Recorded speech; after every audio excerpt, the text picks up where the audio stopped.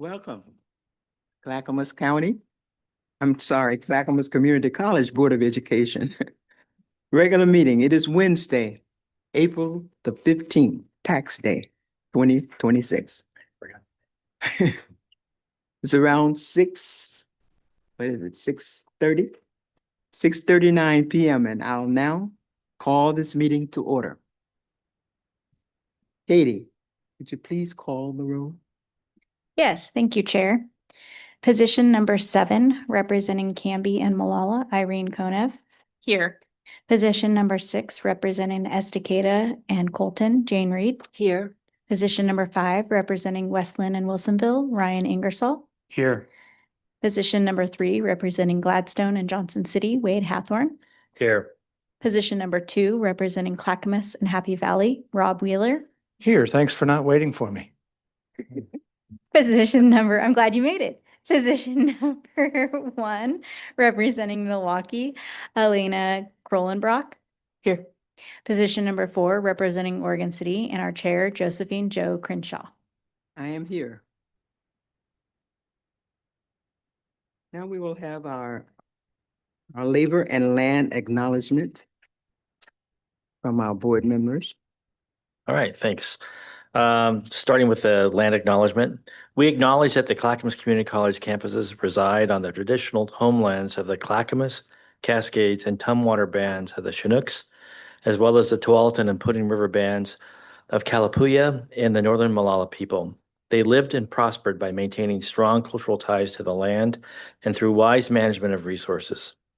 As signers of the Willamette Valley Treaty of 1855, they were removed from their homelands to the Grand Ronde Indian Reservation, where they became members of the Confederated Tribes of the Grand Ronde. Please join us in taking this opportunity to thank and honor the original caretakers of this land, their lives, and their descendants that live on as tribal members today, still carrying on the traditions and cultures of their ancestors. I'll share the labor acknowledgement for Clackamas Community College. We acknowledge that the foundation and wealth of the United States was built upon the forced labor of enslaved African people, involuntary and trafficked indigenous labor, and often exploited labor of immigrant, domestic, and farm workers. Their vital contributions and resilience in spite of violence, terror tactics, and bloodshed are integral to understanding our nation's past, present, and hope for what's to come.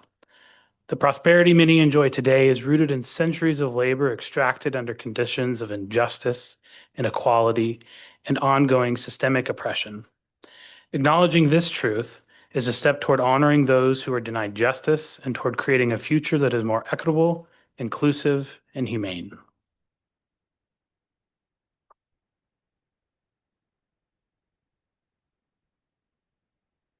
Public comments. The Clackamas Community College Board of Education welcomes community members to attend board meetings to become acquainted with the programs and operations of the college district. Members of the public are encouraged to share their comments with the board during the agenda items that is labeled public comments. Comments from the audience at any other time during the meeting, except for the agenda items, public comment will be declared out of order. Please keep your comments to 3 minutes or less. We have one sign. No, none? We have none. All right. All right, we're going to start with our presentations. We have Abby Lee, who is going to present to us today. Our first presentation will be an update by the Executive Director, Abby Lee, from the Oregon Community College Association. Abby, would you please come forward as you already are. Welcome. Thank you. I jumped the gun a little bit. I apologize about that. That's all right. So, thank you, Chair Crenshaw, President Cook, board members. It is just lovely to be here. As I was driving here today, I thought, oh, I'm going to see my friends. So I appreciate that. I am, for the record, I am Abby Lee. I'm the Executive Director of the Oregon Community College Association. And I know that President Cook would tell you that he has the best job in the state, but I will continue to tell you that I absolutely have the best job in the state to be able to work with all 17 of our community colleges. Our presidents and our board members is really just the honor of a lifetime. And those of you who don't know me, maybe in the audience, prior to this position, I worked at Treasure Valley Community College for 25 years. And so it is just incredible to get to continue the work of helping promote student success in our state. So just quickly an update. Many of you come to our updates. You are very involved. You are a very involved board. And so really proud of the work that you do. Just again, for those who might be just watching along or here in the audience, the Oregon Community College Association was established in 1962. And really, you have, I think, Katie's going to hand out, or you might already have the value of OCCA membership. This is hot off the press. So we haven't even taken it to our board yet. This is something that I thought we would just workshop a little bit with you, but really wanted to we're working really hard to make sure, as these past couple of legislative sessions, that we have a statewide impact, but we are really promoting our local control, that we have 17 community colleges around the state with locally elected boards that represent the flair and flavor of their communities. And that's really important to us. But as we walk into that capital, to make sure that we have one voice. Legislators, as you may know, do not like an industry fight. And we are so fortunate in Oregon that we have really nationally one of the most collegial non-system systems in the nation. And I have the opportunity to just this last weekend, I was in Seattle at the AACC conference, and I talked to many of my colleagues at other states, and I will represent to you that we are very fortunate that our colleges work really well together. And then again, you're familiar with our mission, vision, and values. Our values statement was just approved this last year, and we're really proud of our values, which I think really represent our community college values around the state. And just, I can't go anywhere without acknowledging all the good work that comes out of OCCA is because of our incredible experienced and talented staff. And so if you don't know them, please reach out to me and I will introduce you. But we have a wealth of, again, experience and expertise, and we stand ready to help you with any of your questions. And especially as board members, if you have questions, certainly we encourage you to talk to your president, but we are also available for any training, supports, or just questions that you might have. Just really wanted to do a quick reminder of our 2025 legislative priorities. If you can believe it, we're heading into a next long legislative session. It feels like it'll be here sooner than we thought. But as we reflect on what we did in the last long session last year, I don't think you're going to see a whole lot of changes coming up, and I'll talk about some of that at the end. But we were proud to be able to sustain our community college funding, our support fund. We were able to raise the cap on the community college capital construction, and also get our projects through for those colleges. The Oregon Opportunity Grant, we protected that funding, and then we were able to get the Benefit Navigator funding put back in.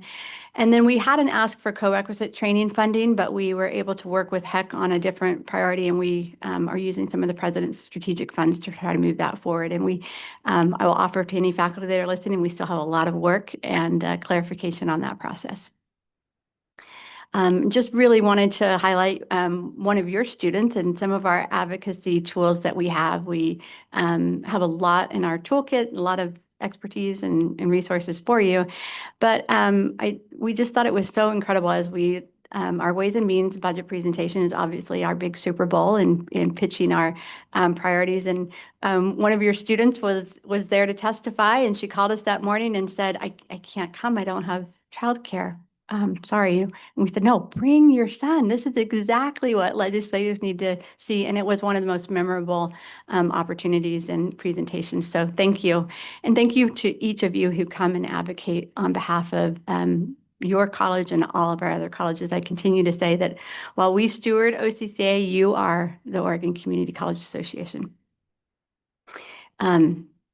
And then we have really ramped up as necessary our federal advocacy. A lot has changed in the last couple of years. So we are really getting up to speed and spending a lot of time with our the agencies and making sure that we are tracking those federal efforts. And we started last year with weekly federal updates, and we've moved to monthly, mostly just because we have a little bit of fatigue and things are just in a monthly process. So, but if you have questions on federal pieces, just know that we are really stepping that up and making sure that we are really aligned with our friends at AACC and ACCT.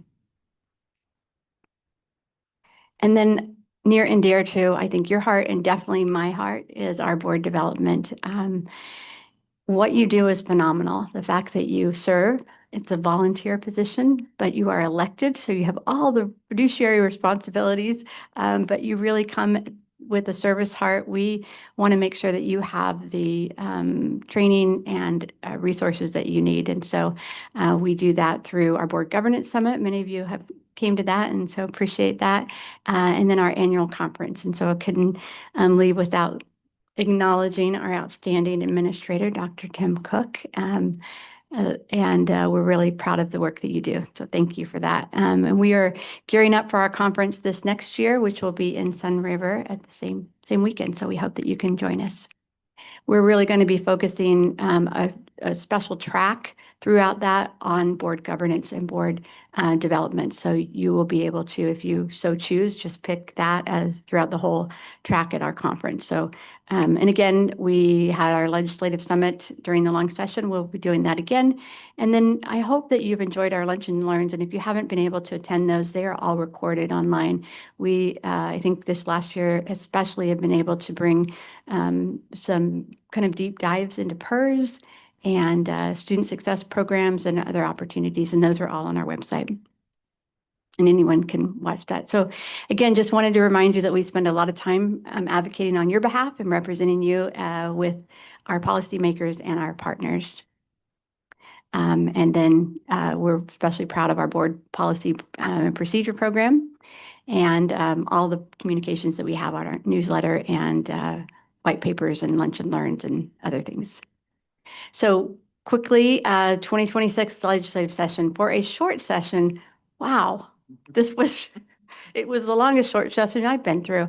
But our top priorities were really protecting our community college support fund. We headed into this thinking that we were going to have some pretty significant cuts, and cuts that would be especially difficult as we think about mid-year biennium and also a year where we would get one less of our payments. And so we're excited that we were able to get through a little bit unscathed and then preserving the Oregon Promise. And then those career pathways were really important to us too. So all in all, this was a good short session for community colleges, but it also, I will say publicly, and we have heard from the co-chairs and legislative leadership, more to come. And so I think we were held harmless this session, but we need to really prepare for some significant impacts for our state coming up. These were a few other things that we were, not a few, but some other things that we were really focused on. We had a correction for Southwestern Oregon Community College's capital construction approval. Finally got that through.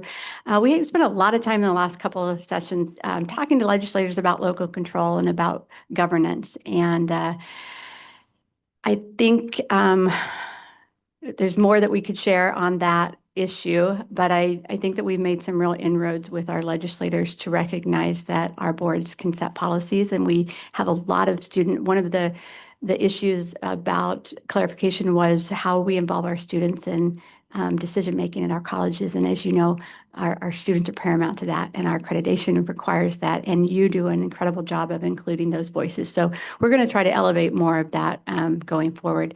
Probably the most impactful thing, and HEC has said, our Higher Education Coordinating Commission, that House Bill 4124, the Oregon Higher Education Coordinating Act, is going to be the most impactful thing they do in the next 2 years. So we are already involved in that. Your president has has been engaged in some of those conversations, and we're going to have more of those with Oregon Consensus, who is working to help do an RFP. But this is significant, and we are going into that really talking about local control, local governance. And so as we hear words like mergers and shared services and integration, our continued message is we have locally elected boards who are authorized and empowered and elected to make those decisions for their districts. And we love to coordinate and we like to share services, but we think that we are empowered to make those recommendations. So I'm saying that publicly for everyone, as well as seeing some nodding here.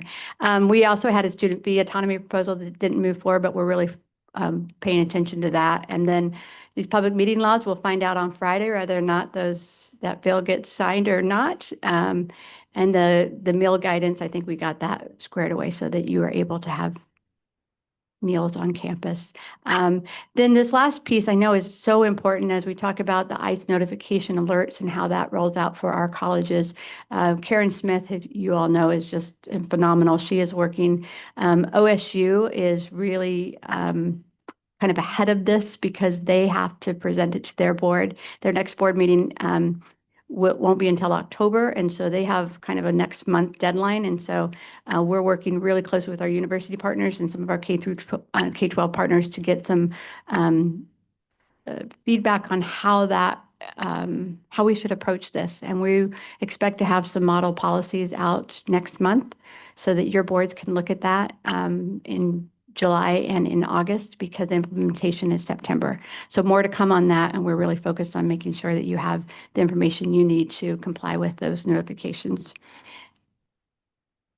And then as we are working right now, we're really looking at the Community College Support Fund and our CSL. May 6th is when we will present that to the Higher Education Coordinating Commission. And just a couple of other things that we had, we were finally successful in getting dual credit parity. For those qualifications, we are working closely on Workforce Pell, hopefully to get some definitions approved. That's supposed to start in July. I will offer that probably Oregon is no farther behind than any other state, but we are really trying to move that forward. I should have updated this. Bachelor of Applied Science and Education is it's in progress, but last Thursday, the HEC approved our ability to offer that. And that was hard fought and long fought, and really proud of our colleges for coming together to address a workforce need within our state. So I think it's something that I said to the commissioners that they're going to be really proud of the work that we're doing. It's something they can point back to, just like our BSN program. So again, CSL, CSSF, and then paid leave Oregon is another piece that we're really watching to say, along with League of Oregon Cities and some of our other partners, just those impacts. And we're seeing that across our colleges. So with that, I know that was fast, but I, again, appreciate all of your support. I have to give an acknowledgement to, I'm going to leave people out, and I know that that's a dangerous thing to do, but I have to tell you, I have so enjoyed working with David Plotkin on the Transfer Council. That is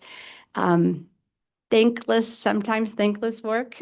He does an incredible job of working with our university partners on that. And it is probably the thing, if we could continue moving that forward, that would transform education. So David, thank you for your good work. And Jeff Schaefer just spends countless hours helping all of our colleges understand their budgets. And so that's an incredible resource for us as we're trying to advocate. And then Lori Hall, does it get better?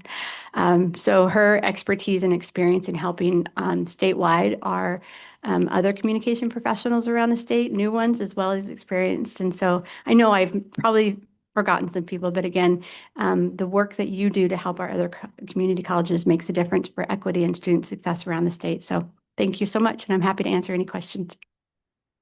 Any questions? No board? You're the best. Thank you. Thank you, Abby. You're doing a great job too, may I say. We are lucky to have you. Right. Our next presentation is from the Environmental Learning Center Summer Activities Program. we have Director Heidi Blackwell providing us with an Environmental Learning Center presentation. Heidi, would you please come forward? Thank you, Heidi. You're coming forward. I appreciate that. Thank you. Thank you for having me. Very excited to share a little bit about the happenings we have at the Environmental Learning Center. As Chair introduced me, I'm Dr. Heidi Blackwell. I'm the director.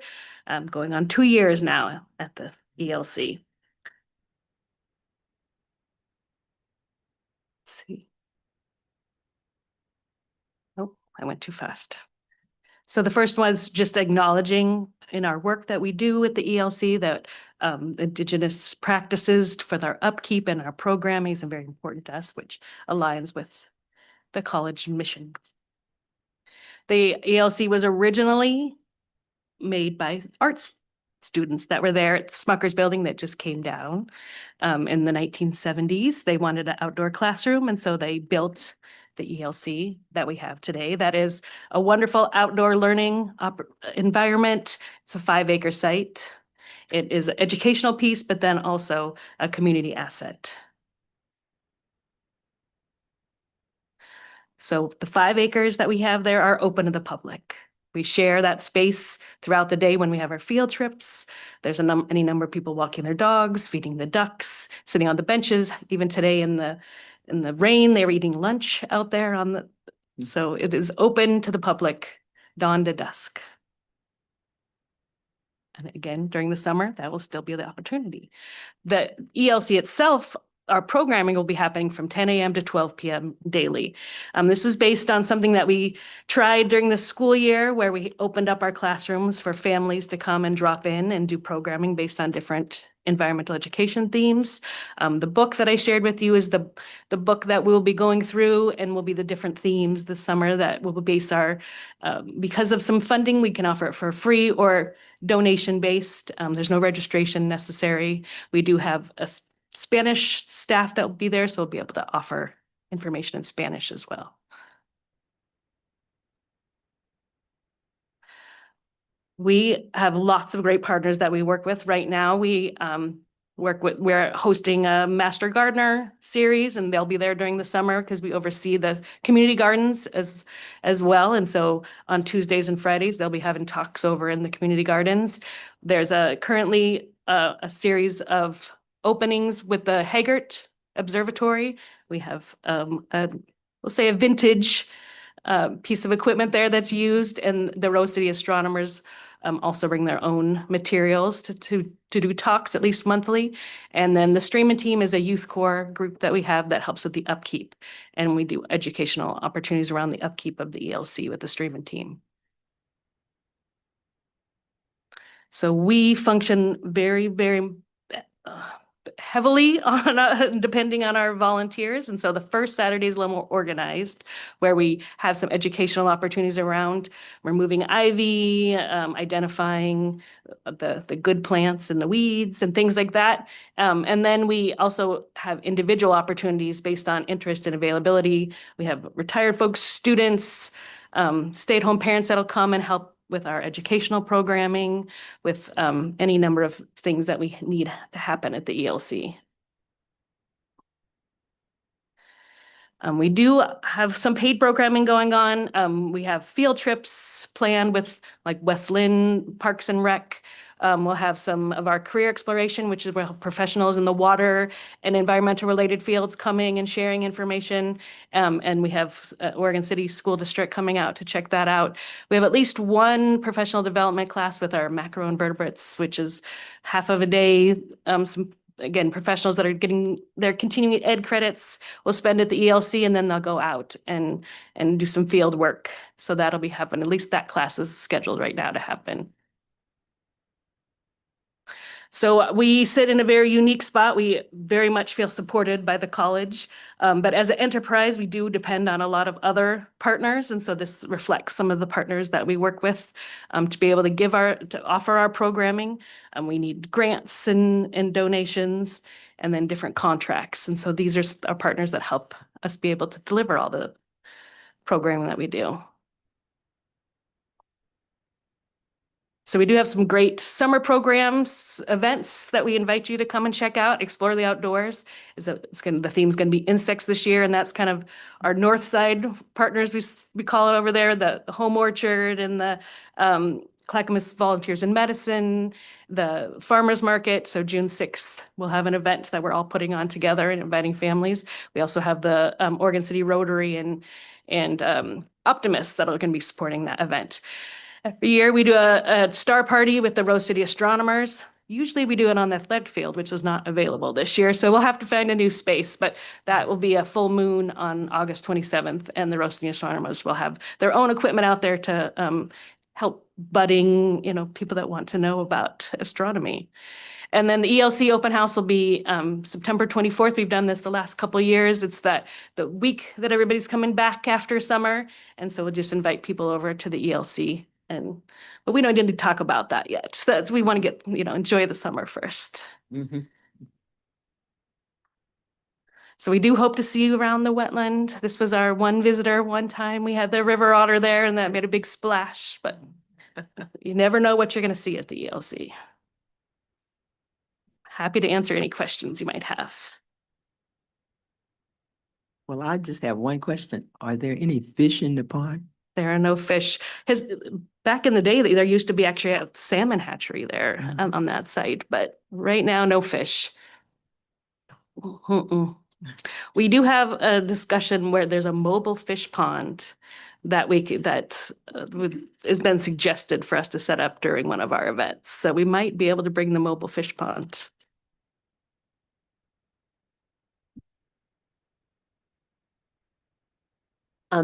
I just a kind of a comment, Heidi. It's just been really wonderful to watch the evolution of the ELC over the years it's been here. And it is just it's a treasure. And We think so. so many good things for the community happening there. And it's wonderful. Yeah. Thank you. Make sure to take those kind words back to the staff. And if you haven't been over there, the Smucker's building has been demolished, so there's a different look over there now too as we move forward on that. That's kind of a bond project outcome, but it is changing again. So a new jam. Okay. You also had, they had plays and shows out there during the time of the pandemic, I believe it was. Mhm. That was They really did. nice. to Clackamas do. Repertory Theater did. Several of them. So that's wonderful, wonderful space. But thank you. There are no other questions.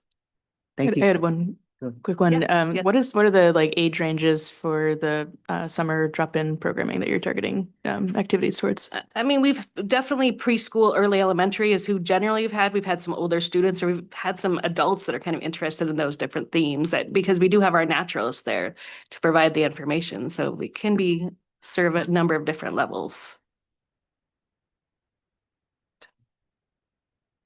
Thank you so much. Mhm. Thank you. Wonderful, wonderful area out there. Love it.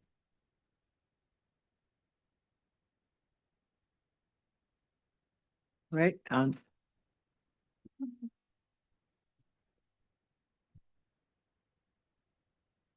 our next presentation is our high school connections.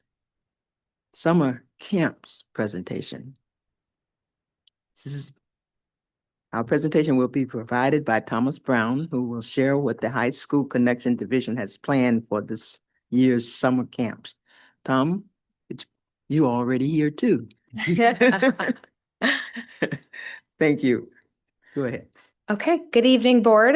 Danielle Hoffman, Dean of Academic Foundations and Connections, just here to introduce Tom to you all. Tom Brown is the Career Connected Learning Systems Navigator at CCC, where he connects students, educators, and industry to connect meaningful career exploration opportunities. He leads key initiatives, including the CTE Showcase, Manufacturing Day, and CTE Summer Camp Career Fair, with a focus on preparing students for high-demand careers. Tom has worked for the college for 16 and a half years, all of which have been in different grants the entire time he's been at the college, and he has made an incredible impact and is retiring at the end of this academic year. So I'm pleased for him to be here and share some of his great work with you all. All right. And thank you for having me. Again, I'm Tom Brown, and I'm here to share some information about our CT summer camps. And we're almost there. Okay, I don't think it's a big secret that many of the high school students in our service area don't have the opportunities to explore CTE programs. Some of them don't have access to even taking college credit while they're still in high school. And when they do have the opportunities, they're limited. Seats are hard to get in CTE classes in the high school. And so we are asking ourselves, how do we create early exposure to the college for high school students to create that path for them to end up here after high school? And so our long-term goal is to increase enrollment in our CT programs here at the college. Our solution is our CT Summer Camp Partnership.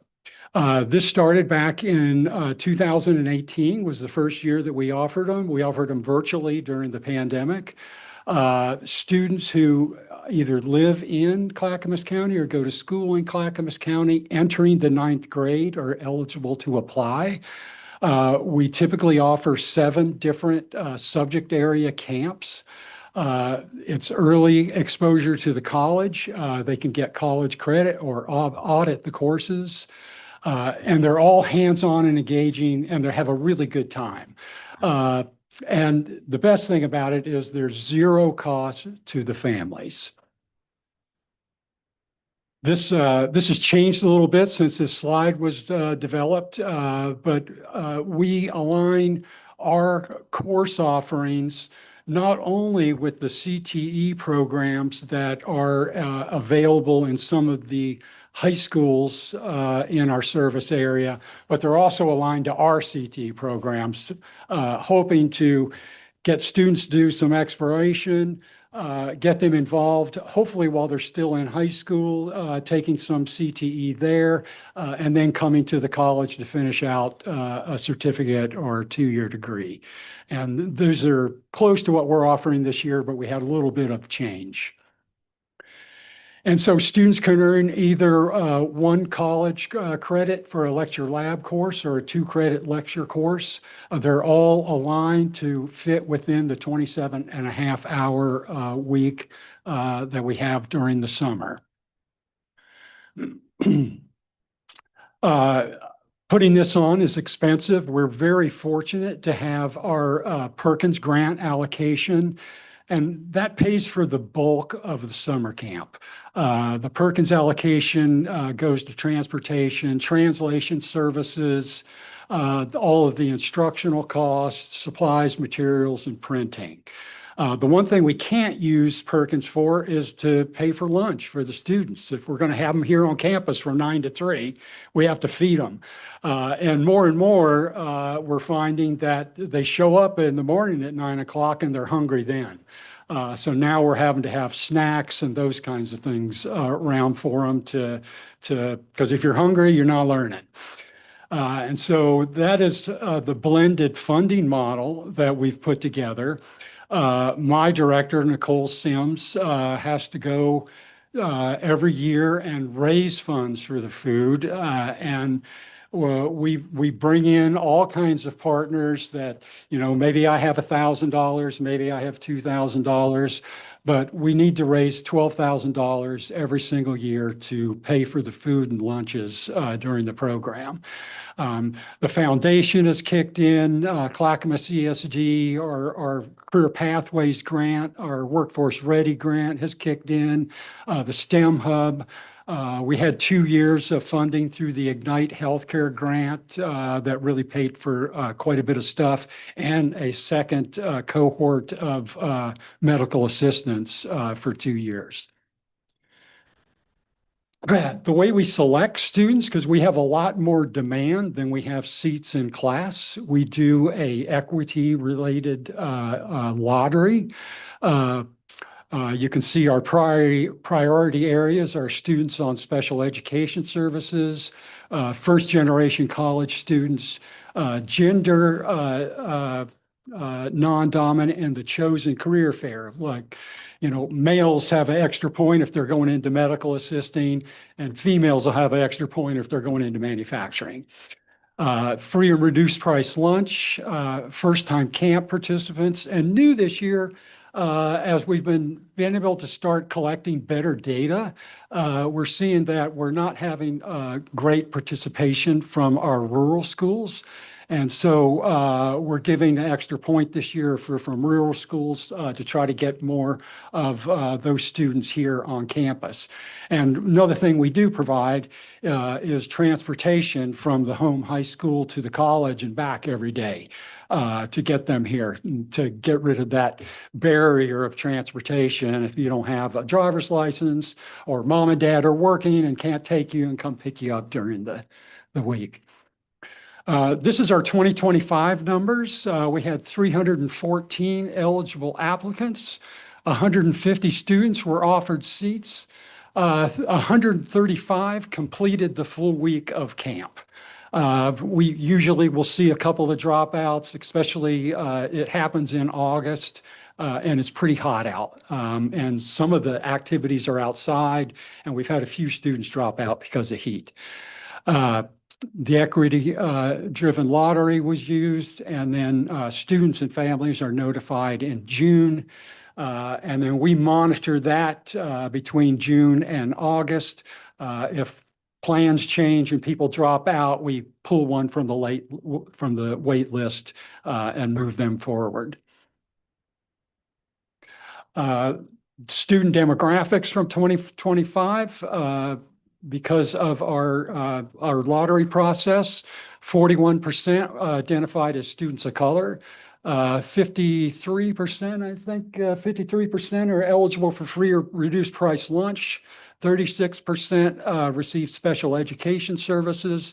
30% were first generation college students, and 58%, this was their first touch with the college and taking college credit. When I joined the department in 2023, we were looking for ways for students to do a little bit more career exploration for careers that are not part of the camp that they were in. And so that year we started adding a career fair.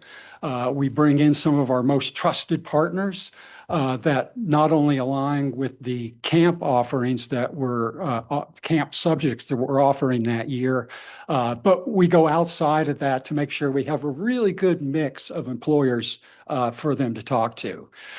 We created a career fair bingo card, which just creates all kind of excitement. It's 45 minutes of pure chaos, but it's great chaos. And then they do a post-career fair reflection of, how did these conversations maybe change your mind about careers in the future? What CCC could do to support you with these plans? And then anytime that any of the students give us anything actionable, somebody follows up with those students after camp. And so really we wanted to get them from camp to CTE programs on campus, and then to careers. And I think all the things that we do during camp really support that.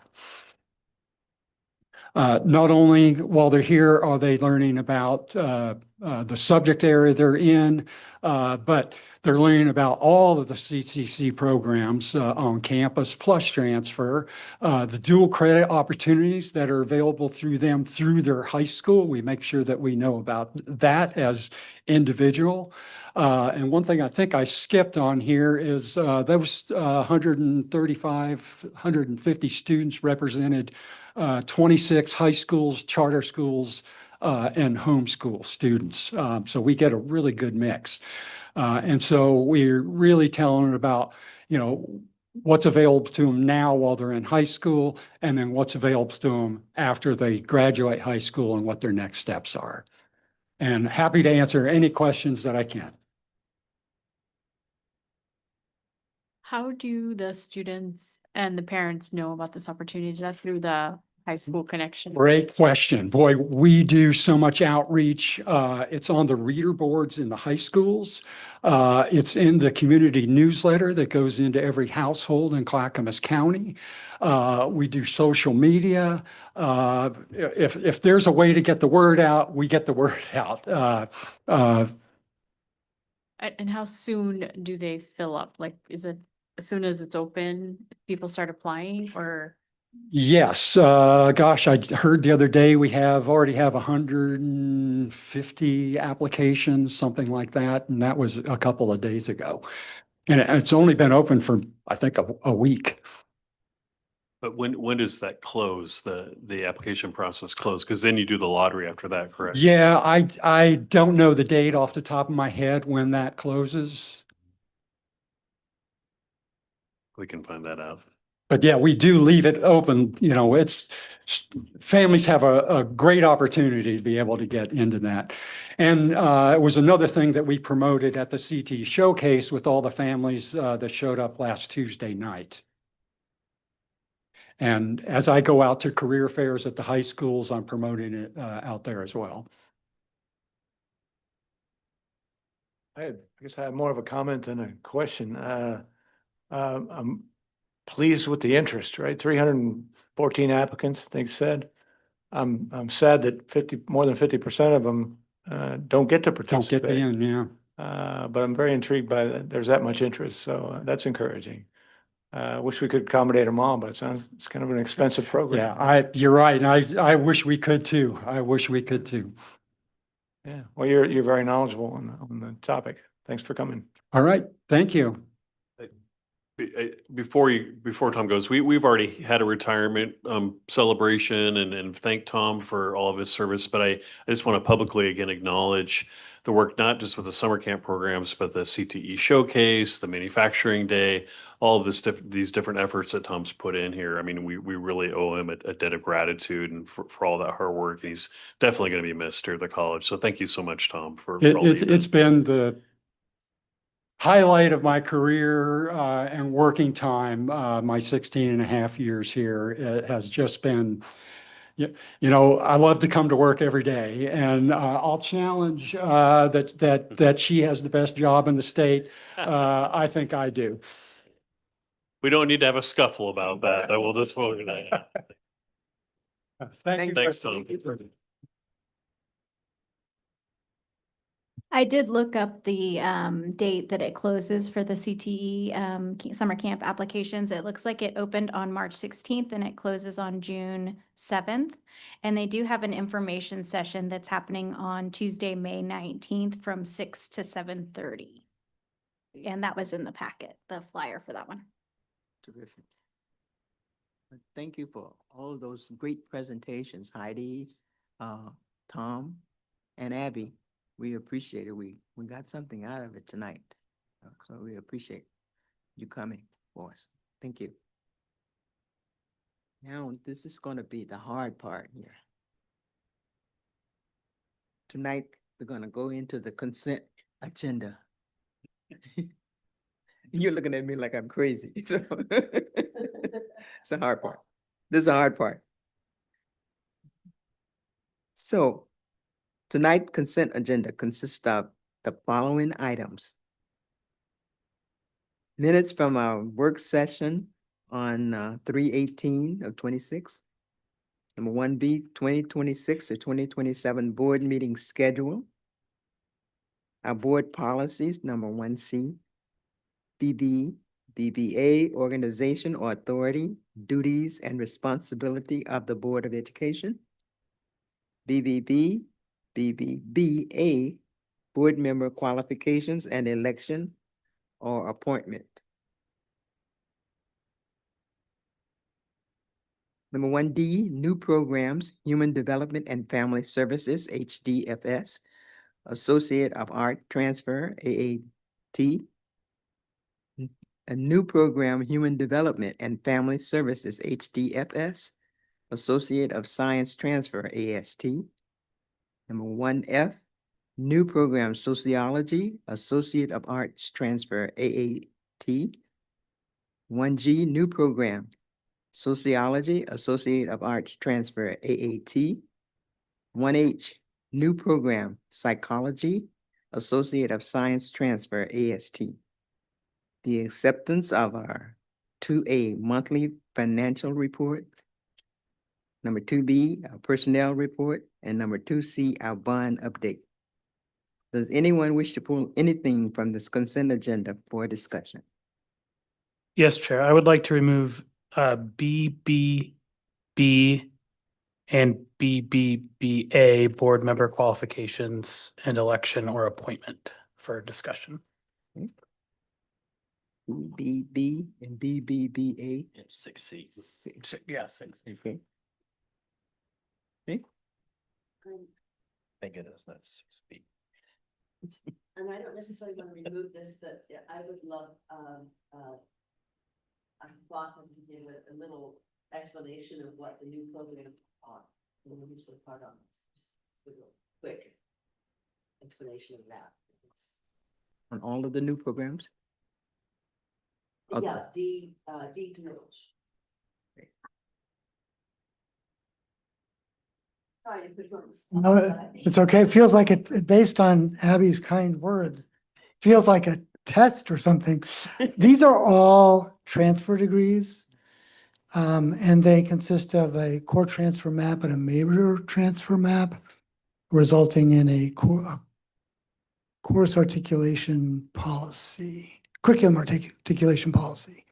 So a lot of the work of the Transfer Council, which I'm co-chairing with the provost of University of Oregon, Chris Long, has to do with these kinds of programs, approving major transfer maps, which allow students a pathway that's pretty much guaranteed to get to a particular major.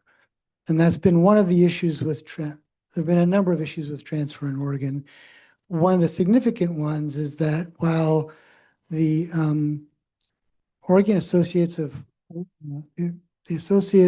Oregon transfer degree has been with us for a long time, one of the things that it doesn't necessarily help students with is transferring in the same way into a major as what's been called a native student at a university. So they often need to be taking more credits as a community college transfer when they're going into a major. And these particular degrees are intended to ensure that that is not the case, that they know what they need to take, that they will be honored either as general education credit, elective credit, or credit in the major, and they know what those courses are, generally speaking, for each public university in Oregon. There's nothing new about the curriculum. I'll be careful there. There's almost probably nothing new in the curriculum. There are some institutions, community college, that have had to potentially kind of create courses, but that's very rare and not really happening at Clackamas because we're a mid-sized community college with a range of offerings. So the curriculum is not new. It's just being packaged in a way that allows students a clear path to transfer into these majors. And these are 4 or 5 of, I'm thinking we're now almost at a dozen. That might be an overstatement, but we have a number of existing transfer degrees in education and English and biology and business. So these are just joining that suite of programs that students know, if I want to be in this major, I follow this pathway, my credits will transfer the way that I think they should. Yeah. Thanks. I'll go back to my seat. Are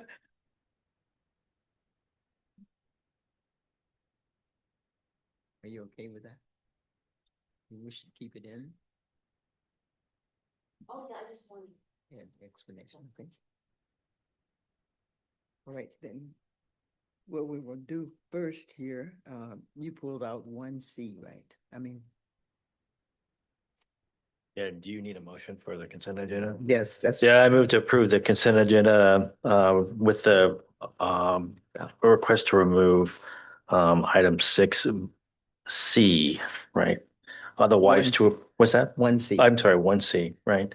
So otherwise to approve as presented. Second. Those in favor? Aye. Aye. Aye. Those opposed?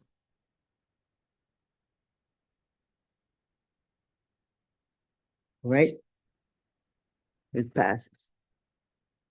Now, item that will approve for discussion. Mr. Ryan? Discussion now, yeah. Thanks for the work on this. My discussion is around the potential for removing the language that requires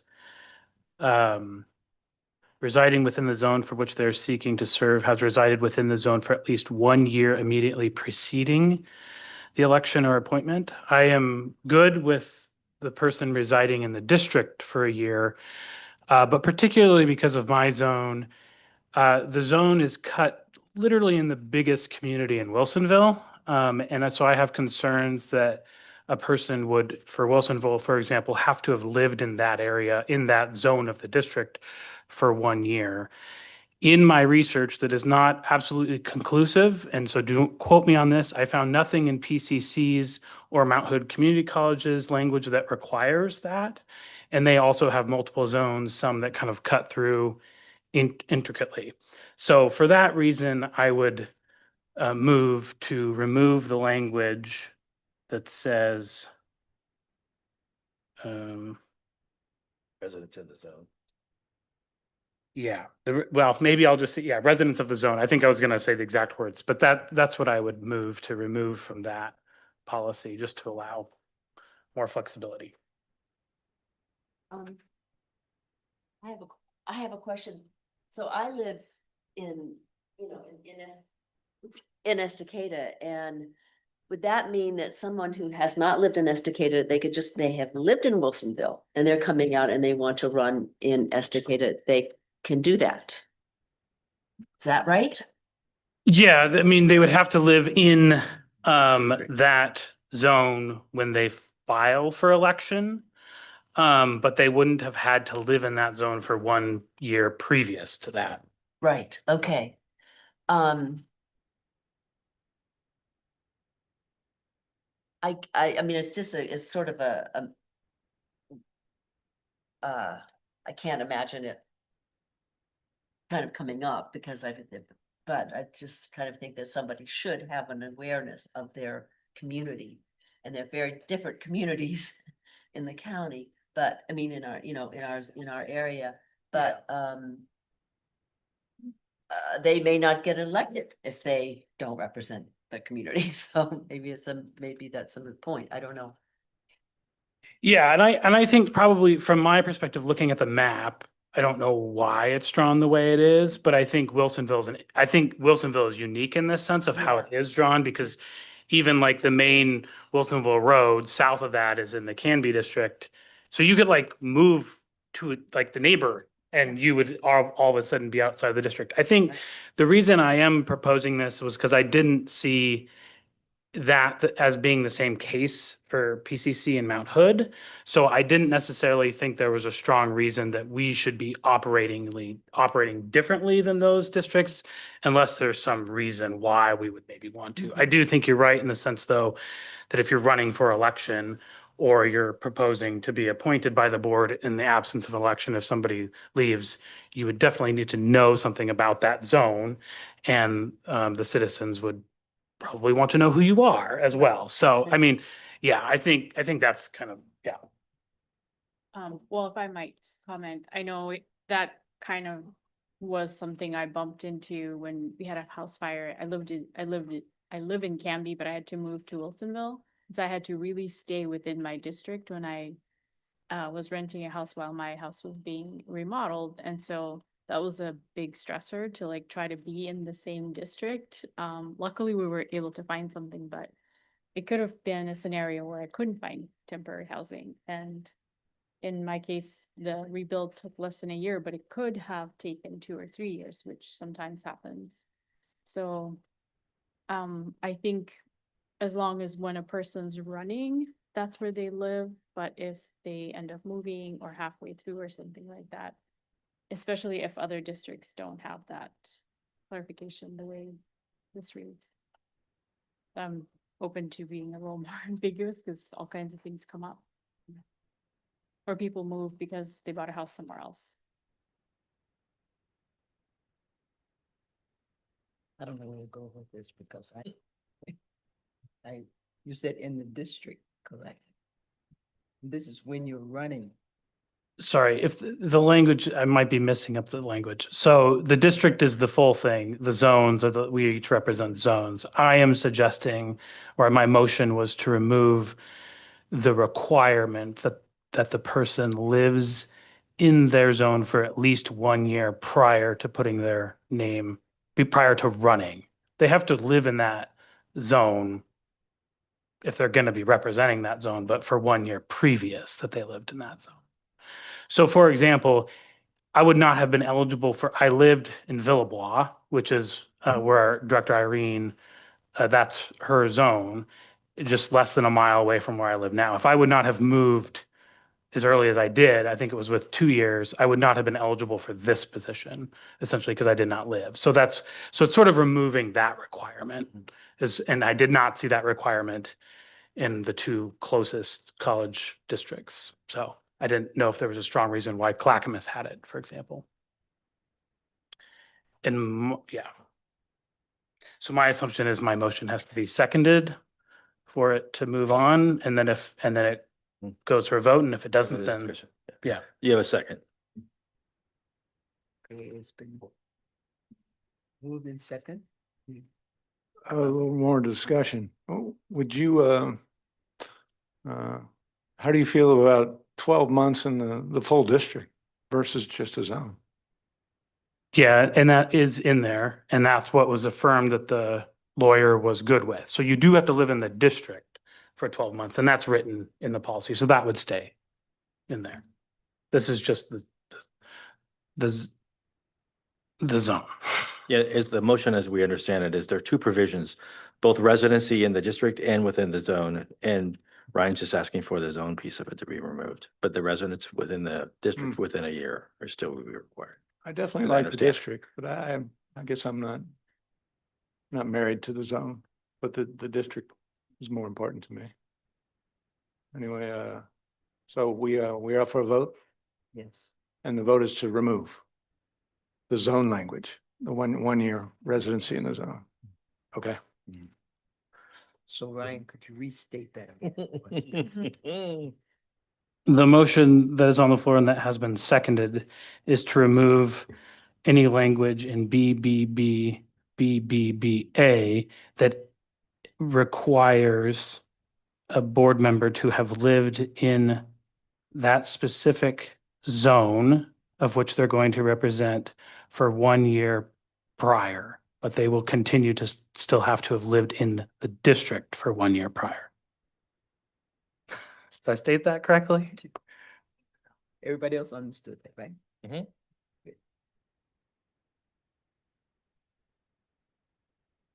All right, so it's Yeah, been moved in second. Yeah, the only thing he's asking to have removed is the and has resided within the zone for at least 1 year. Right. The portion about the district would stay. Right. So we're gonna go for the vote. It's your call. What did you say? It's your call. No. We're playing cards, Paul. No, I call. The vote. All right, well, I'll call for the vote then. Technically. I'm asking for the vote, so let's call. Okay. Call for the vote. The vote. All in favor? Aye. Aye. Aye. Everybody? Aye. Aye. And aye. Motion passes. Katie. Unanimous. Look at that huge impact. Brian has had on our board here. The longest consent agenda time ever. No. It's all right. You got through it. All right, new business. Resolution number R 25/26-33, adopting. This is our first read, so you don't have to vote on this. We have resolution number 2526-33, adopting findings and authorizing the use of alternative contracting methods for the McLaughlin Dye Plaza renovation bond project. I would like to invite Dean Run Prince and Dale Kuykendall to please present this item. And thank you, young men, for being up. All right. Thank you, Chair Crenshaw. Good evening, fellow board members. Appreciate your time tonight. I'm going to turn this one over to Dale to present. It's an exciting time as we kick off a new project with the McLaughlin Dye and Plaza efforts. This is the really first official step in that process. We've had a few initial scoping meetings just with some staff and students to talk through some project, desires and wishes, but this is the step that allows us to move forward with a process to procure a design build contractor architect team. And you folks a year ago saw this similar request for the NRCE building, and that process is called construction manager general contractor. This one's called progressive design build, and it differs in a few ways from CMGC, but it is similar in that it allows really good collaboration between all the parties that are involved in the project. And we believe that it's the right choice for this bundle of renovation projects. They're very complicated. They're very budget intense. We're going to have to pay close attention to the details. We need to think about pragmatic design, and this combination of attributes with this delivery method gives us that opportunity. So hopefully you've had a chance to review the findings and they support the idea of using this approach. We would, with your approval, we would launch into a procurement process around the 1st of June with the intention of having a team ready to go when the staff returns in the fall. And that would be the formal kickoff of the design process.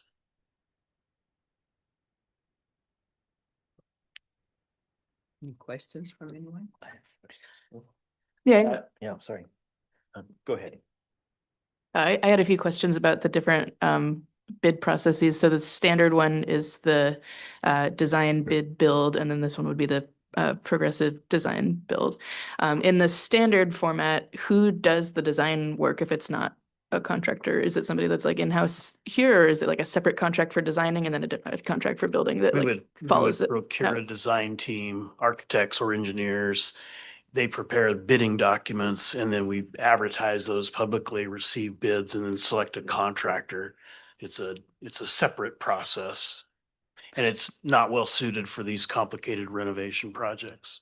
Yeah, that was kind of my follow-up, is like what kind of factors influence which process is good for what types of projects? Hard bids lend themselves to things that are easily designed and drawn ahead of time, without contractor involvement in detailed estimating and field investigation of those old buildings or whatever it might be that you're renovating. An example of a hard bid is the loop trail that you can see on campus currently underway. That was a lump sum design bid build project. And we had great competition, a dozen bidders, and we got a good value for that process. So that's the design bid build process. This is an alternative method, and the state requires that you folks would approve the use of this after we present our findings, and that's what this packet's all about. Yeah, Dale, normally this is used right when there's at least some substantial portion of risk during the construction phase, right, to eliminate that, or at least to mitigate it, if we're going to eliminate it, right? So the idea is to eliminate change orders during construction, especially during renovation. But remind me, in a progressive design build, when did the GMP get developed? Because normally like in a CMGC, right, the engineer is still acting independently of the contractor and they are working together. And the designer is still an independent representative to the owner, right? But in a PD, right, PDB, right, you're negotiating directly with the contractor right off the bat, and that engineer is supporting in an odd way, right? The development of that GMP, right? Because at some point you have to develop it, right? Is it normally, like in a CMGC, normally you get to 30%, 50%, and the contractor could come up with, value engineering and come up with a guaranteed maximum price. How does that work in a progressive design build? Because ultimately you have to stick within those contract terms, right? Correct. The pricing timeline is very similar to what you've experienced with CMGC projects. The design will progress. You'll get estimates, frequently along the way. We'll almost continuously we'll update the budget and make sure we're aligned with the target budget. The actual final pricing, GMP, guaranteed maximum price, will be developed at probably 80% completion of those final construction drawings. Something in that range. Does this format of contracting also allow for a broader use of early packages and stuff, right? does. Okay, so you can get timing with regards to long-term lead items and other things that are difficult during renovations and stuff, right? I mean, some Correct. people don't know things like electrical gear and things that are important to buildings are Yep. some right now more than 2 years out. Yeah, Yep. for big equipment, Yeah. you're absolutely right. There's also an opportunity to engage trade partners. If it's a really complicated mechanical or electrical job, you might go through a separate procurement under the general contractor to bring those folks on early as well. You'll be seeing some of that on the upcoming NRCE project within the next few months. I'll bring some suggested early packages to this body. Yeah, I appreciate it. Thank you.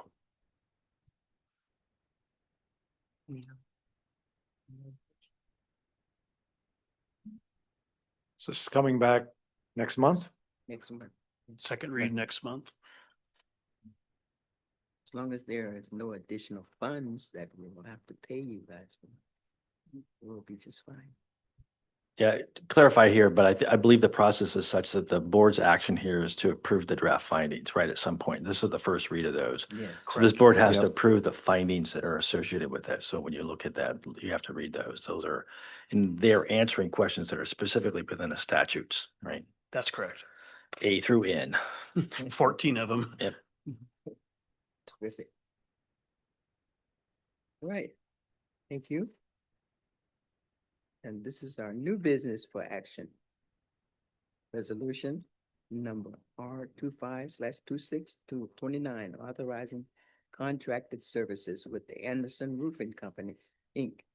in the amount of $1,807,498.70 for roof restoration, the Art Center, the Jardine Hall, Gregory Forum, Nehemiah Center, and the Pollen Center Central Roofs. Yeah, I move to approve resolution number 25/26-29 as presented. I second. It has been moved in second. Any questions? All in favor? I have one question. Can you just remind us of how many bids you received and what was the spread? I know. There were five bids and the spread was pretty wide. The two roofers that you'll be asked to approve tonight were very close to each other. And then there was a bit of a jump to the next three bidders. So you ended up taking the lowest bid. That was your. We took the two lowest bids and these were all pre-qualified roofing contractors through the Trimco process. Utilizing a cooperative purchasing agreement as well. Oh, okay. Any other questions? We have a motion and it's 1 second. Oh. We already have the motion. Yeah. Yeah, Irene's quick. Irene? I Second, right.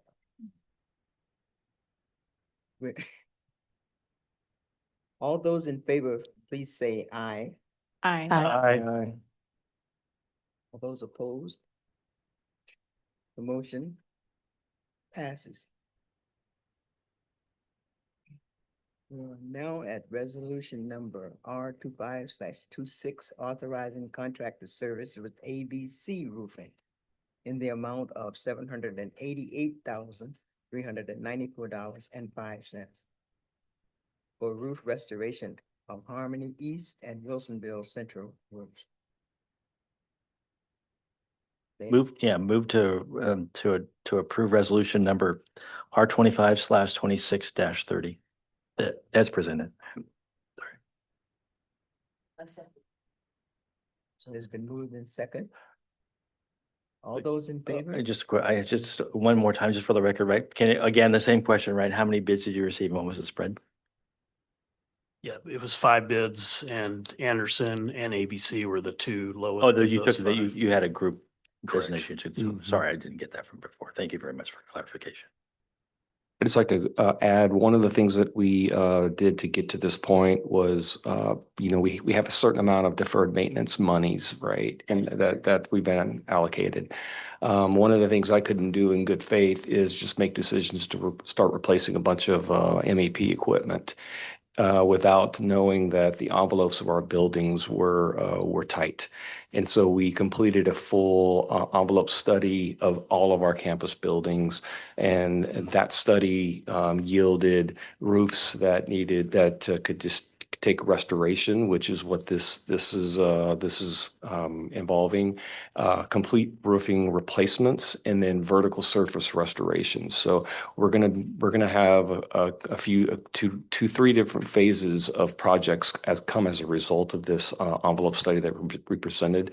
And so these restorations are not full tear-offs, but they're localized repairs of the roofing sections that were identified using infrared, and to identify some areas of concern, and then resurfacing the entire roof, giving us a full 10-year extended warranty on that process. So these buildings were in the list of those buildings needing some restoration work.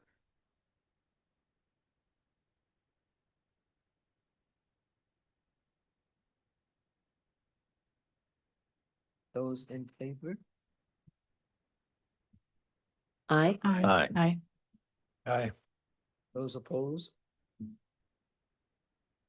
No extensions, so the motion passes. Right, Thank you. May I share one piece of exciting bond news? yes. We inspected the softball and baseball fields today, and that'll allow them to play their first games Friday and Saturday. So 3 p.m. for Yeah. softball on Friday. Yeah, super excited. Thank you, Bill. Thank you. And I saw the walking trail has started, so we're ready for that. We have your water fountain in there too. Hey, I'm ready. Water fountain. Put my name on it. How much money is that?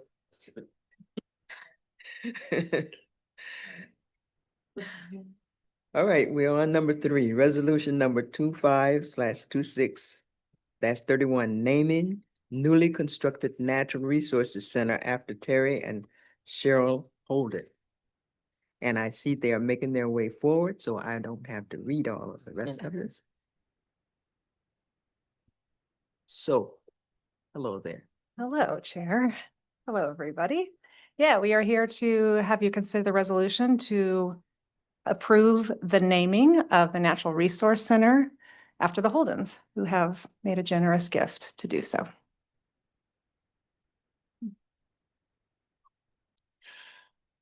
Maybe explain briefly the process about how the namings of buildings work, or namings in general. Yeah, well, we don't have many named after donors on our campus. And there are some best practices around that, looking at the cost of the building and some percentages that would allow for naming. This particular agreement is something that worked on for a long time with the Holdens. And as you know, the ITC is named after them as well. which represents their first large gift to the college. They also, since that time, have supported many, many projects around campus, smaller ones. Just last year, they donated $150,000 to buy 10 new vehicles for the automotive department. And they've done several projects with health sciences. They supplied the funds to purchase the ambulance simulator.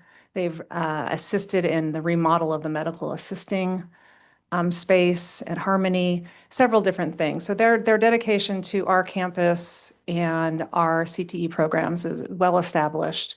And Terry had been talking to me for a while about wanting to do an additional impactful project. And this seemed like a really good opportunity. Hearing from Jeff about the project itself and where we were going to fall short on some funding to make it really that next level, that center of excellence that we've been talking about for a long time.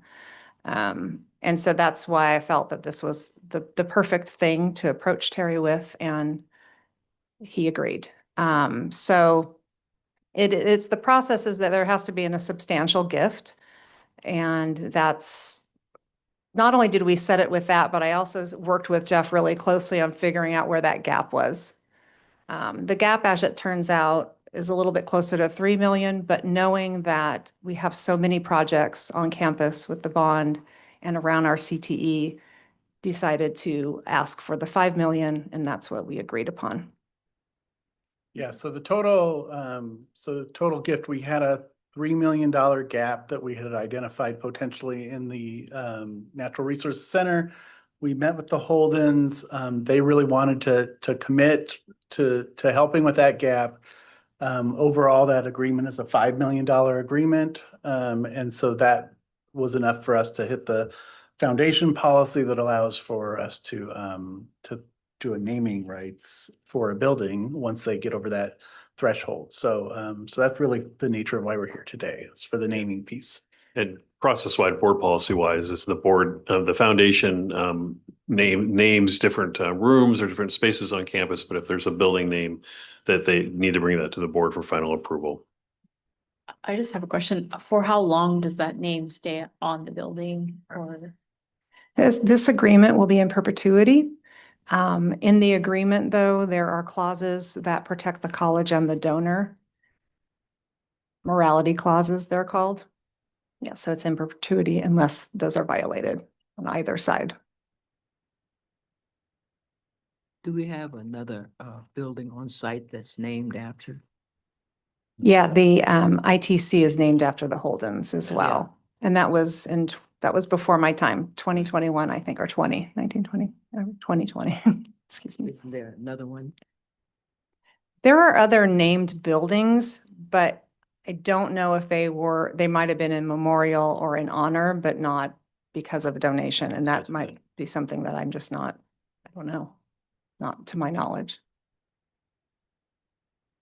Well, I'll jump in here. It's more than an honor to be able to say that, I move to approve resolution R25/26-31 to name the newly constructed Natural Resource Center after the Holdens, right? It's quite an honor. So I'm pleased to be able to make that motion. I second.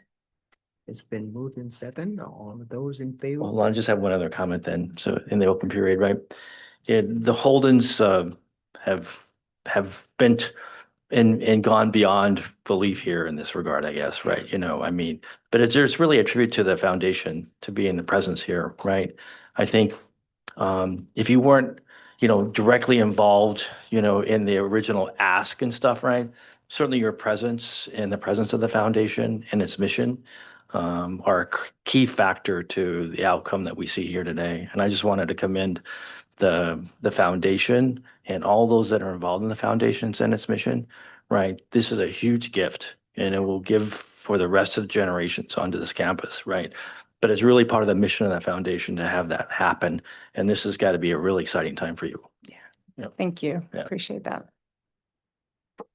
And it's actually an exciting time for all of us. Yep. Yeah.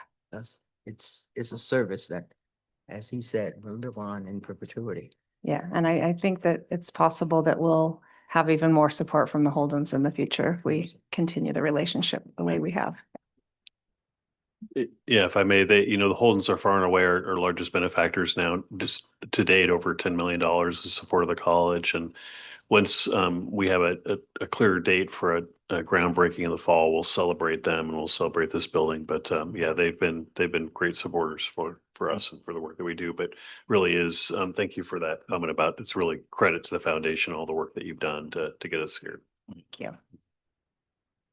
Do the Holdens have a particular like connection to CCC in particular, or are they just like really generous people in the area? Yeah, it's more of a local interest. He graduated from Malala High School and Cheryl graduated from Estacada. And they have a real passion for workforce and particularly high school students and really wanting to see them in living wage jobs. And they know the trades do that. And that's where their passion is. And they don't live locally anymore, but we do get to see them occasionally. We'll see them again in May, and then the fall for the groundbreaking, you will all see them there as well. So, yeah. That is wonderful. Yeah. Wonderful. Now, Network. can I go ahead? All those in favor, please say aye. Aye. Those opposed, please don't say anything. The motion passes. Awesome. Thank you, guys, and thank the Holdens for us. Yes, thank you all. Yeah, thank you. All right. School out, guys. We only have a few more minutes, all right? Rob, looking at me like, I'm okay. Well, since I got your attention, I have a question of Melissa, which escaped me while you were up here. And that question was that you mentioned the Master Gardener program. Heidi, I'm sorry. I apologize. The Master Gardener program, is that in coordination with Oregon State University? Okay, thank you. For those of you who didn't hear, she acknowledged that it was. Thank you, Heidi.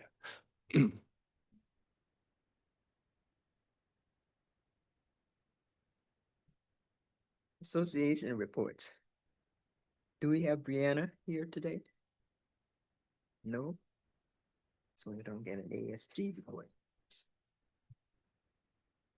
Associate faculty, Christopher Zimmerly Beck, president. He was here, I thought. Maybe he went outside.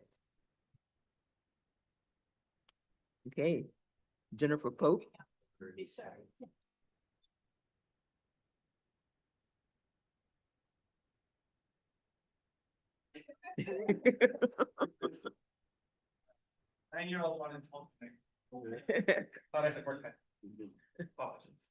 Sorry. You have a report for us tonight? I do. How are y'all doing? We've been fine. Great. Tonight, most of the other association leaders, as well as a bunch of our members, are over at Mount Hood Community College because there's a budget meeting there and they're looking at layoffs and it's really hard. And it's hard for me as an educator, and I think it's probably hard for board members as well to see that this is a statewide problem, right? That community colleges across the state are having to make the same budget problems, right?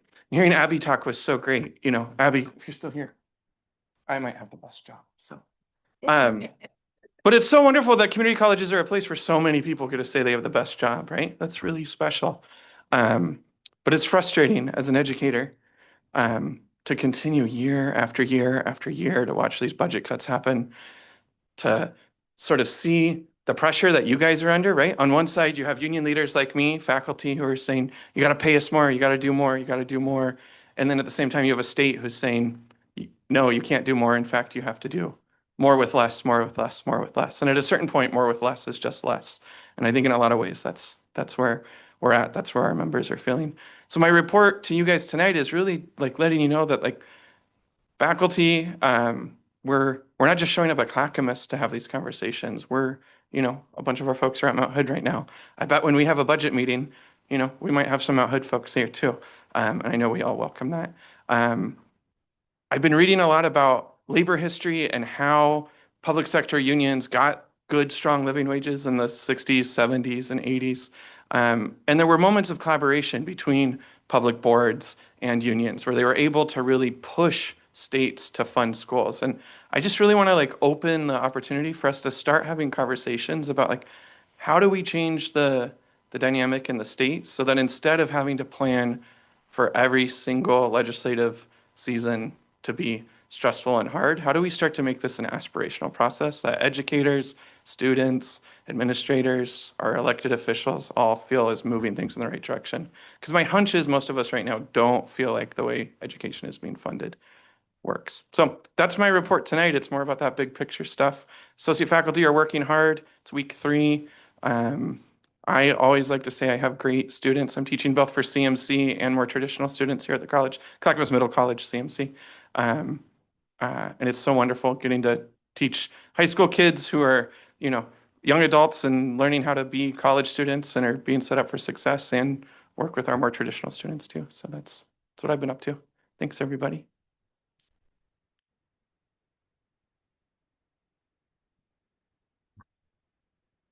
Jennifer?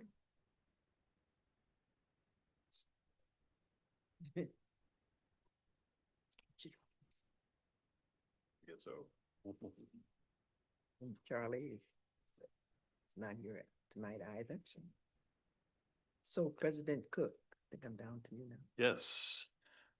And actually, if you're ready, Dean Ennis, I'm going to invite Dean Ann Ennis up to share some more information about our very soon upcoming accreditation visit, April 27th and 28th.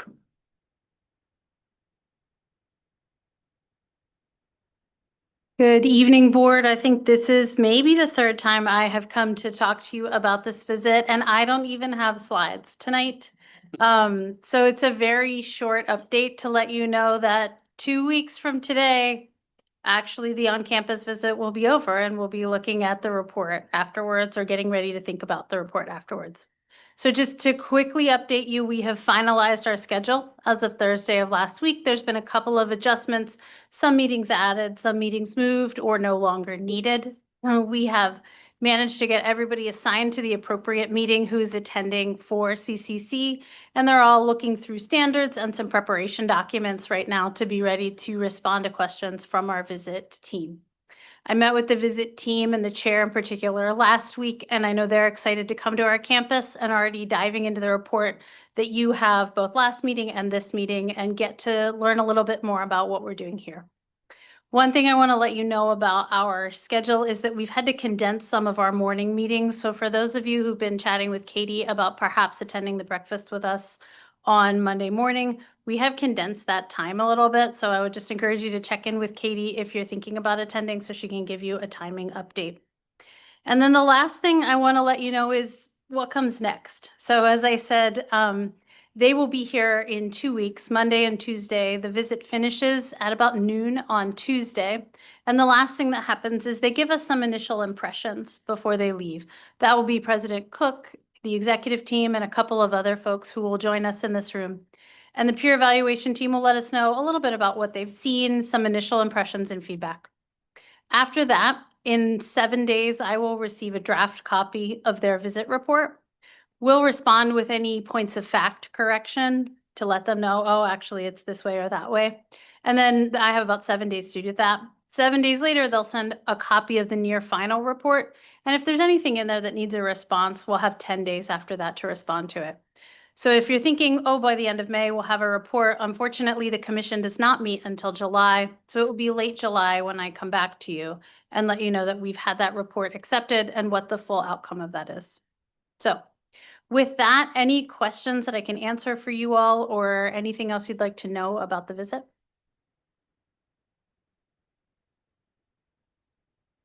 No. You said more condensed for the breakfast. Is it still, board members still welcome to attend? Absolutely welcome to attend. It's only about 30 minutes in length. So when I say condensed, I just mean they've shortened the period of time. And it'll be a general meet and greet. I put President Cook on the line to give us a brief welcome. Voluntold him, I think would be the appropriate way to say that. And our evaluators will just spend some time getting to know the executive team, any of you who are able to join us. And then at 9 o'clock, we have a meeting that will start right away after that, which stays in the same room. But absolutely welcome to join us. We do, as I said, check in with Katie. She'll give you the pertinent information.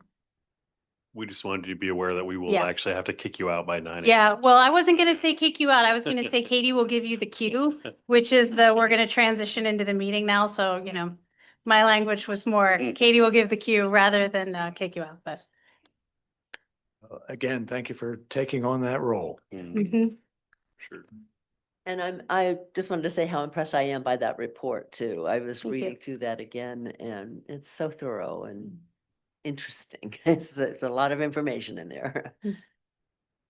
I will say I heard from our evaluation chair. She asked me, you're brand new to the college, well, 8 months into the college, and you've been working on this. What was that like to start your role and then write a report like that? Certainly, I had a lot of help from the steering committee, and I think it's important to acknowledge those folks. I'll also say it was a really great way to learn the college. When you're first here and you're diving into something like that, it's a great way to learn a lot really fast. Thank you. Thank you. Thank you. And then I invite Lori Hall to come up and talk about some recent awards that our marketing team has won, some national awards.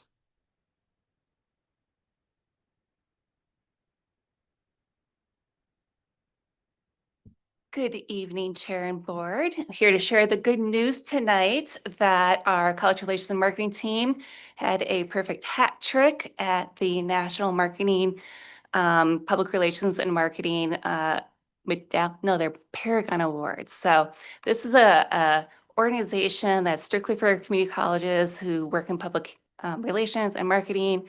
We have district conferences where they have a medallion awards, and then you can enter to go on into the national level. So this year we entered 3, got 3 golds. So it was very exciting for us. Our first award was for a booklet that we made for the automotive department.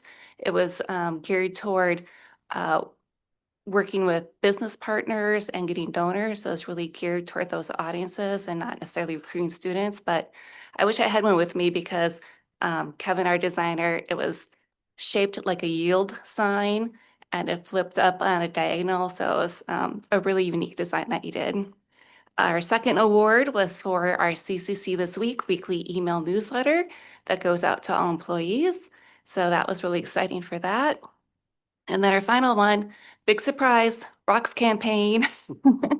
And so that was for everything we did around Rocks, which really included my whole team from videography, photography, graphic design, marketing, web pages, everything. So it really was a team effort on that. So I'm just super proud of my team and the work they do and to get that national recognition, which one unique thing about the Paragon Awards is that they're judged by industry experts and not just community college folks. So having that outside eye on our product was pretty exciting. And some of y'all have the best job, but I have the best team.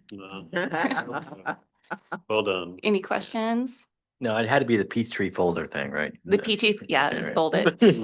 Love that. Well, and I like to remind Still people. getting some mileage out of that thing, aren't you? Still Yeah. are, yes, for sure. But I do like to remind people, I mean, we've got an outstanding marketing department, but like all community colleges, I mean, the budget is minuscule. So, I mean, to really shine and win those national awards, I think says something about the work that your team does. So well done. Thank Yeah. you. And who's the competition? Is it just colleges? Is it? Community colleges, strictly Community community colleges colleges. Yeah, specific. so big and small all across the nation. Yeah, huge kudos, right, to Yeah, you and your thank team. you. Right. That's good. Thank you. Thank you all. Thanks. And just a couple other just announcements. As you heard earlier, we had a really successful CTE showcase on April 7th, and that is where we invite well, mostly high school students, but really anybody to come and see all of our different programs. And as asking Tom earlier, we had over 300 folks that were potential students out of that, but probably closer to 500-600, I think, just people coming through and really learning, and then lots of businesses that come through there as well. In addition to that, on April 9th, we had a financial aid scholarship workshop to help prospective students fill out the FAFSA, to fill out scholarships, really learn about all the possibilities available there. And then I mentioned, I think last month, that we had an Accessible All-Stars event, and it ended up happening last Friday, April 10th. This is the third year we've been doing these. These are sort of Paralympic events that come in, and we get to see some of this. So this was something called Goal Ball, where people that were sight impaired, and they had, anybody could play it because they put a blindfold where you couldn't see anything, and they essentially, there's three on each side. They essentially throw this. It's like dodgeball if you can't see. And is best way to explain it. And there were bells inside this ball, so you can hear it, and it has to bounce and so on. But these athletes could drop in a split second and basically extend their bodies almost like a goalie and block these balls from going across the line. It was pretty phenomenal sports. It's a Paralympic sport. It's been I think several of these athletes have been doing this for 25 years. It was pretty amazing to see that in our gym. And then coming up April 21st, so coming up very soon, we have one of our STEM lectures coming up, a National Astronomy lecture, Dr. Puragra Raja Guha Thakurta. I'm sure I butchered that name. From the University of California is going to be speaking in the Pauling Center in the STEM lab. And so if you wanted to come see that, should be a pretty interesting lecture. Want me to say the name again? Is that okay? April 21st, 5 to 6 p.m. We can send that out to you as well, so you have the information. And then I want to thank Abby for mentioning House Bill 4124, the Higher Education Coordinating Act.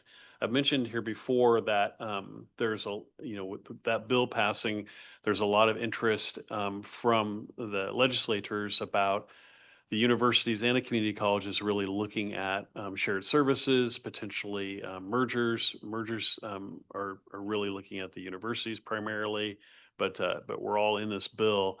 I participated with several other presidents. Gosh, it feels like a week ago, maybe it was 10 days ago, with the group that's putting together the RFP for to go out and do this study. It's a short timeline because they have to get this study done by the legislative session coming up this next February. So I'll keep you posted. I'll keep updating you on it. But essentially, they were asking us what some of the challenges we're facing, some of the concerns we have, and obviously we talked a lot about budget, but just some of the other impacts and some of the other things that are coming at us.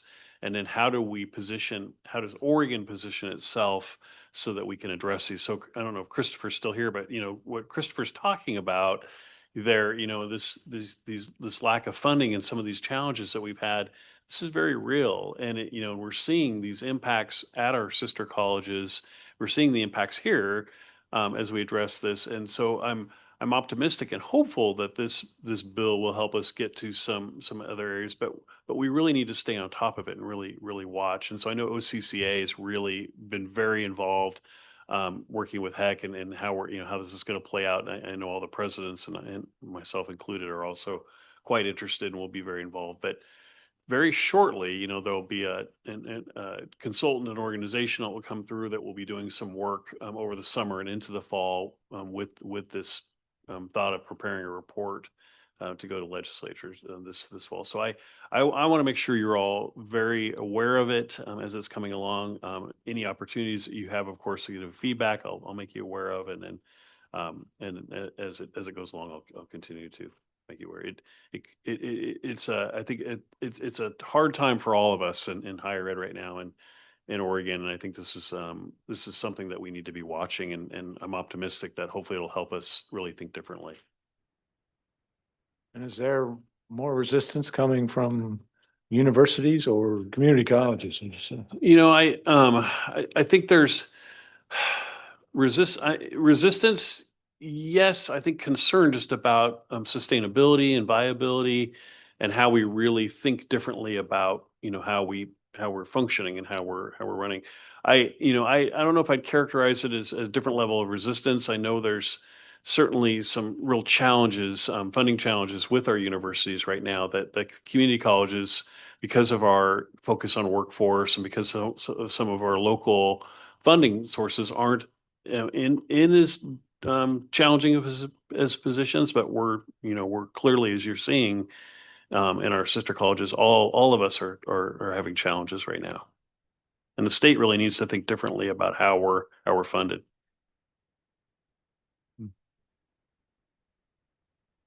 I heard something recently about, I don't know if, construction in Abby's presentation, I think it was, Southwestern Oregon Mm.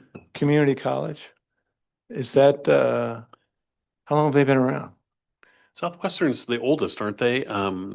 The community college is that, do you know how long they've been there? Lots of argument there. Oh, excuse me. I knew there was like two of them. I thought they were even before the 60s. I thought they were a little bit before that. I can't remember. I looked at that at one point, but yeah. Yeah. And are they close to Ashland and Southern Oregon University? Coos Bay. Mhm. The- But Klamath Falls is really the closer one to Southern. Which? Klamath Falls. Oh, okay. And then Rogue. Yeah. Yeah. Because Southern Oregon's definitely having some issues. They are, it's very public. They asked, they got $15 million in funds and that, now they're doing a number of financial reports and sustainability issues to move on. But yeah, it's, and you're seeing probably here locally some of the challenges Portland State's facing and some of the other things going on. All right. So thank you, but more to come. I just want to make sure that, and I appreciate you bringing that up. I just want to make sure you're all really aware of that piece. And that's all I have, Chair, unless there's more questions. No, no more questions, but I had a comment. That I Okay. wanted to make. We were at our Rotary Club this morning and we talked about some of the scholarships that the Rotary is doing. And one of them is going to be with our Derby that's scheduled to take place in May. I think it's May. So it's going to be down at the Willamette Falls Education Center. So if you're around to help to advance scholarships for the community college, and that's us because we are in their district. You might want to stop in and maybe ride a horse. Imagine. It's not going to be for real, but that's my report. I'm sorry, which Rotary? Oregon City. Oregon City, okay. So Ryan? Yeah, the foundation report, the scholarship applications are rolling in. They've received over 500 completed, with another 400 started. I'm sure those numbers have probably increased since the writing of this. So get the word out to students to apply for those. And then awarding will begin in May. And I get to mention this again. I think I got to do it twice last time. Rise Up ticket sales are open, which this is the foundation's flagship annual event to raise money for student basic needs. Please grab tickets and bring as many friends as you can and colleagues to help support the college and the students. Thank you. Jane, you have something? For your CCA report, Abby did such a good job. Abby did such a good job that she covered so much on that, but I just wanted to mention some things that are happening. This Friday is the All Oregon Academic Team Luncheon at in Salem, and we have 3 students who are going to be there. And I just wanted to mention their names and a little bit about them. Roy Bauer is 18, and he's been dual enrolled since his freshman year in high school. He plans to pursue studies in biology and criminal justice, and he will be receiving his Associate of Arts transfer degree and is going to be attending Western or Pacific University, and he has a 4.0 grade average. Samuel Power, who we know quite well from being here in this office and then also going to Salem and doing an awful lot of things. He returned to school after a decade away, pursuing a path to become a bioremediation specialist or industrial waste microbiologist, which is pretty cool. And he, Samuel has been involved in student leadership and is transferring to Oregon State. And he has a 3.8. And Tasha Welsh, who is 39, she has balanced full-time coursework and work responsibility and raising 2 kids. She's pursuing a degree as a medical assistant, and she's graduating with an Associate of Science degree, and she has a 4.0. So they'll be all at the luncheon, which is just the most fun one, just one of the OCCA puts on a number of events, but this one is a particularly fun one to see these students and how well they've done, and the range, the variety of students that come through our systems is always very inspiring. So that's pretty much all I have to report for OCCA, but yay. Thank you. No announcement from me other than grateful to get through another tax day. Thank you very much.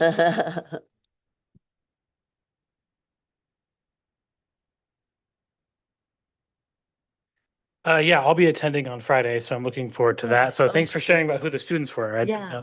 know. And then Director Konev and President Cook and I will be attending the Wilsonville State of the City on Monday.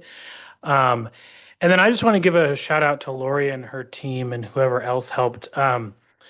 Your team created these community profiles and then went above and beyond and made them social media friendly for me. And so I've used those to make some connections with city councilors and others in the city of West Lynn and Wilsonville. And so it's sparked some conversations. So I just want to say thank you for doing that. And that kind of sparked me to do it by you creating those and sort of making those connections. So really grateful for that.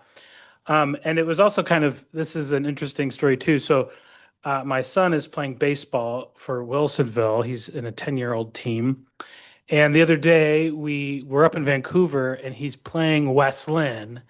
And when they practice, they play on Wilsonville varsity field. And there's a CCC banner. It's like there's 1 or 2 banners that are on the field. So I thought that was kind of cool, like Wilsonville, West Lynn, CCC, those connections, even at 10, they're getting this grilled into them already. So, and then the other piece, I had the opportunity the last couple days to be at the Oregon Nonprofit Association Leaders Conference in Ashland, and with other executive directors across the state in a different variety of ways. And a lot of conversations around housing and food insecurity and sort of what other nonprofit partners are doing, not only for college students, but sort of for communities as a whole. And so it was really inspiring to be a part of those conversations, among other things that we were talking about. Budgets was a big piece of that in that sector as well. But thinking about the work that we get to do here and supporting our students, particularly struggling with those, and the work the foundation has done for that as well. So that's all I have. I don't have a community report, but I do have to say that, the last couple of weeks with the Artemis 2 trip around the moon for us STEM nerds, right, was one heck of an exciting time for me. While all of you may have been doing something else, I was glued to the TV at the splashdown, man, right? So that brings back a lot of memories, because I remember seeing the original version of the splashdown when I was just a kid, right? So anyway, shout out to all the STEM people in the world, and we make the place a better world to be in, by the way. Thank you.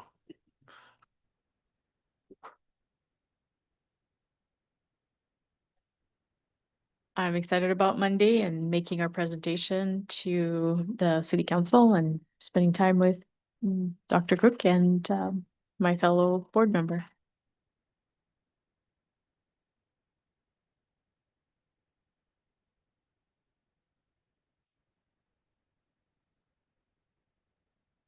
I've said all I need to say. It's been a wonderful afternoon. Really appreciate all of you and all of the work that the staff has been doing for us, especially Lori. Thank you so much for your teamwork, and for all of you. We really do appreciate all the help you give us. We hope we give you something in return. But thank you. And with that, I will say, if there are no other questions or comments, the meeting is adjourned. Thank you.